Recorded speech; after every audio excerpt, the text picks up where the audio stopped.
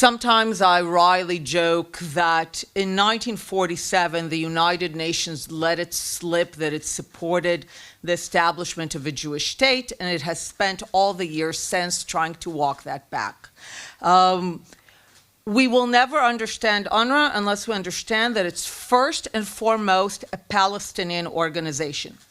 I sometimes say that if you want to understand UNRWA, think about an airplane, which is a lovely machine, until it gets hijacked and flown into a building.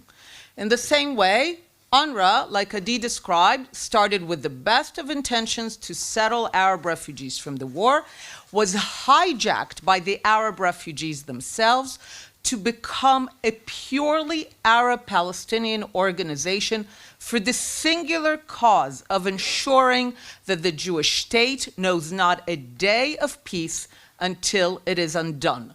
This is what UNRWA is. It has a thin layer of Italians and Swiss with beautifully cut suit who ask for money, because it's very difficult to give money to a Palestinian who will tell you from the river to the sea. It's much easier to give it to a nice-speaking Italian. So what do? UNRWA is a classic case of you get what you pay for. So we need to make sure that we pay for something else. For 75 years, money, legitimacy, support, services, aid were funneled to the perpetuation of the myth that Palestinians are still, uniquely from all the tens of millions of refugees throughout the 20th century, that they are still refugees from a war that we think ended 75 years ago, but they don't think it ends until they win it to their cause of no Jewish state. So all the Western legitimacy, the global legitimacy, the funding, the aid, the services were funneled to the perpetuation of the myth of the refugee status and to the belief in the fictional idea of a right of return. And lest we think return is an innocent idea of just feelings of nostalgia to a home that belonged to a great-grandparent in where today is Israel, October 7th is return. October 7th is the realization of the Palestinian vision of return. It was never an innocent idea. It always had the element of violent, brutal triumphalism over the Jewish state. So all the money supported that for 75 years.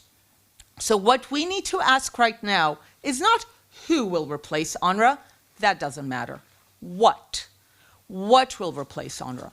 And what needs to replace UNRWA is any mechanism that only funnels legitimacy, support, money, aid, to those who are taken off UNRWA's rosters, those who are no longer registered as refugees, those who sign and make it clear that they understand that they're not refugees and that they possess no such right of return. Only then can something be built.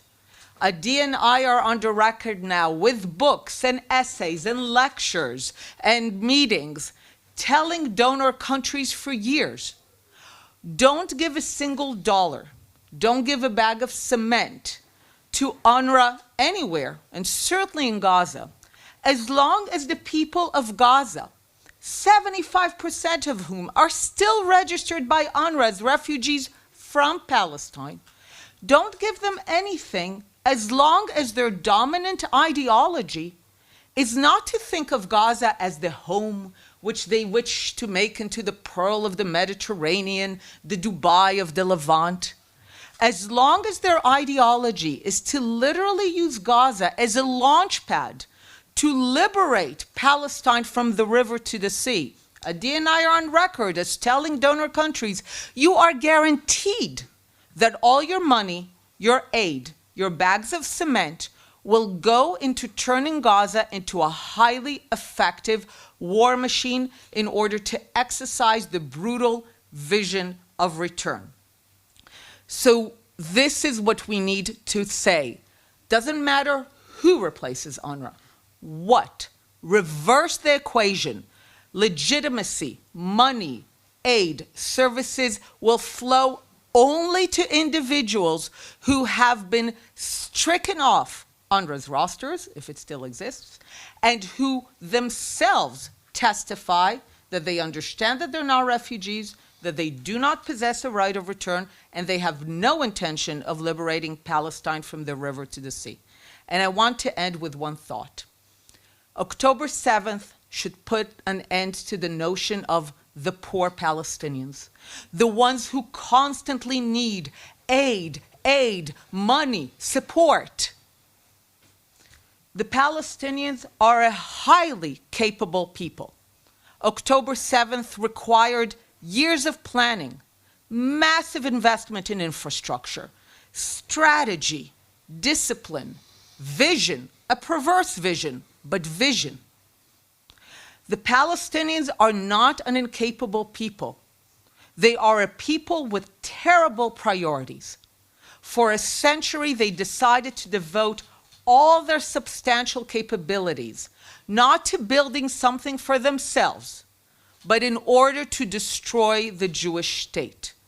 And as long as this is their ideology, anyone who gives them any kind of funding, aid, and legitimacy is guaranteed that this will be funneled to the destruction of the Jewish state and to continued war. And if people really want peace, like Hillel says, they really want to abide by the principles and the vision of the United Nations, reverse the equations, support those who want to put the war behind us, not the ones who want to keep fighting that war. Thank you.